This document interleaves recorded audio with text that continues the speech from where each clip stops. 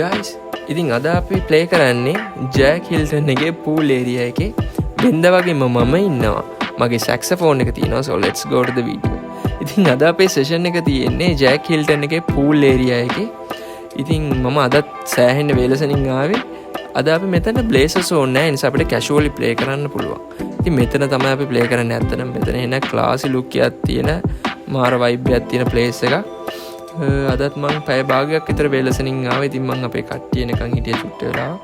කොහොමද අපේ කට්ටිය ආවට පස්සේ බඩු ටික ටක් ගාලා සෙට් කරගෙන ගත්තා. මේනේ රෙමා අයියා. ඊට පස්සේ අපි ඉන්නවා ෆීමේල් සිංගර් නිකිතා. ඒ වගේම අපේ බෑන්ඩ් එකේ 4 piece බෑන්ඩ් එක තව දෙන්නෙක් ඉන්නවා. ගිටාර් ප්ලේයර් ගයේෂන් අයියා and කහෝන් ප්ලේයර් දිමුතු අයියා. ඇත්තටම අපේ සෙෂන් එක මේගොල්ලෝ සෙට් අප් කරගන්නකම් මම දැක්කා තියෙනවා අයිස්ක්‍රීම් ට්‍රක් එකක්. ඇත්තටම ෆ්ලේවර්ස් 6ක් විතර තිබ්බා. ඇත්තටම මේක රස පාටයි. හැබැයි ටයිම් එකක් තිබ්බේ නැහැ ඒක try කරන්න. So anyway අපි අපේ පළවෙනි සෙෂන් එක පටන් ගත්තා. සෙෂන් එක පටන් ගන්න 45 minutes වගේ ප්ලේ කරලා අපි අපේ පළවෙනි බ්‍රේක් එකට ගියා. ඉතින් ඒක 15 minutes වගේ බ්‍රේක් එකක් අරගෙන අපි ඊළඟට ගියා අපේ දෙවෙනි සෙෂන් එකට. දෙවෙනි සෙෂන් එකේ ඔයගලන්ට පේන ඇති ඇත්තටම ගයේෂන් අයගේ වොයිස් එක ඇත්තටම සෑහෙන පවර්ෆුල් වෙන ප්‍රොජෙක්ෂන් එකක් තියෙන වොයිස් එකක් මරුවට සිං කරනවා. ඉතින් අපේ අද සෙෂන් එක මේ විදියට ඉවර වුණා.